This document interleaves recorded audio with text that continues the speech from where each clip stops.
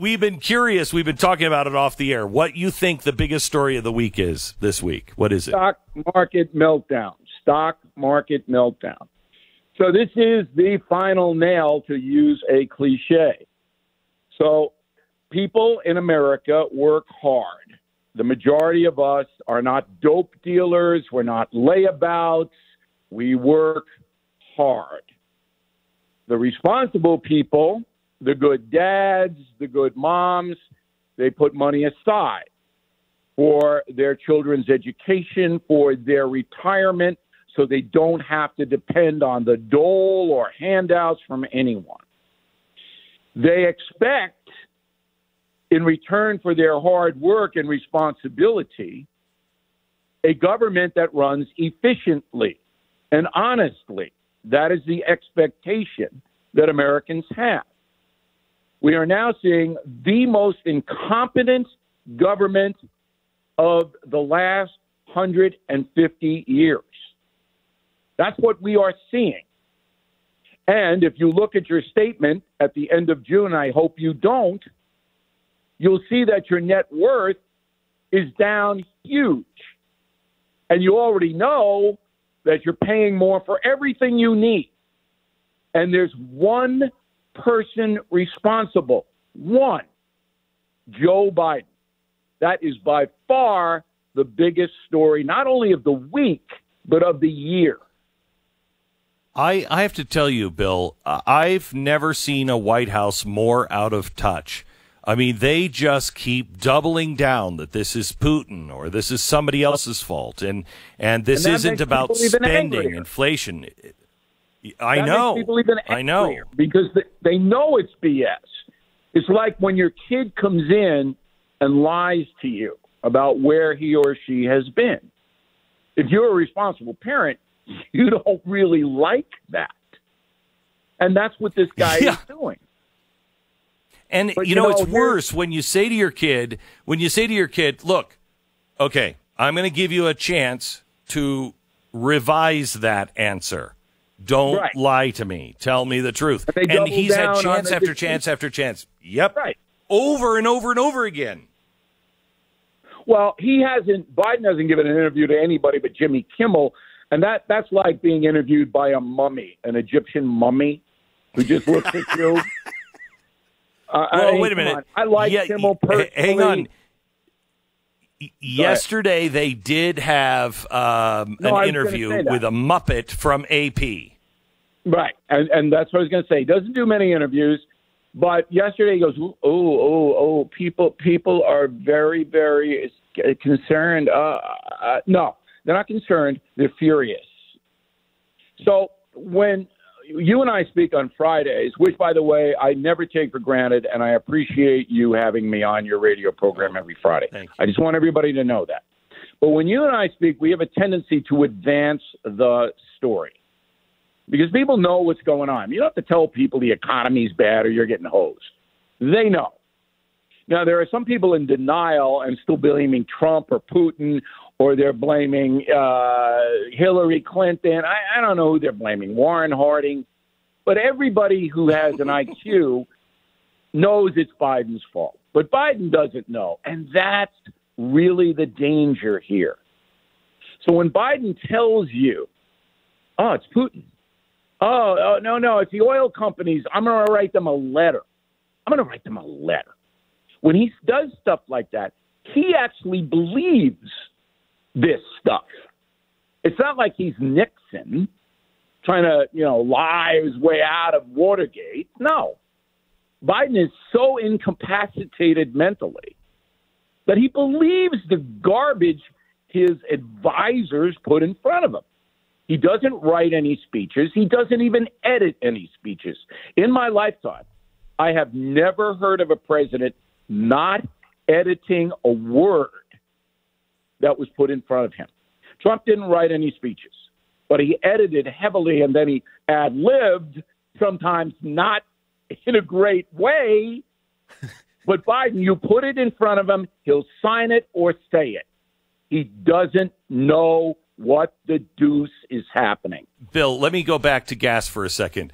Joe Biden is pushing this narrative, and everybody in the White House, that these oil companies are, they're not doing their patriotic duty. And he again this week, this would make 2 threats in 1 week. He said he has the power to issue a national emergency and get these gas and oil companies to start drilling and do their job. All of the oil companies and gas companies are like, we do it, you won't let us. This is what is this? So the first day in office, he signs an executive order stopping a lot of drilling in the pipeline and imposing regulations. Now he goes, I'm going to order you to drill. I mean, you're the moron who did it in the first place, who crippled the American fossil fuel energy industry. And now you're ordering us to do something? Number one, he can't order them to do anything, even if he does another crazy, dopey executive order. But it just shows you he has no idea. A rational person, somebody who actually knew what was happening, would say, I was the guy who stopped all of the harvesting, and now I'm going to order them to harvest. Maybe we want to word it a little bit differently, but no. This is really the tragedy of the country now. Let me take you to one more topic. I'm going to take a break, but Bill Clinton said yesterday that for the first time he truly fears for the republic, or he said democracy, that he suggested that if the Republicans win, that we're going to be a fascist nation. The fascism that I worry about, I have seen from the left, not from the right.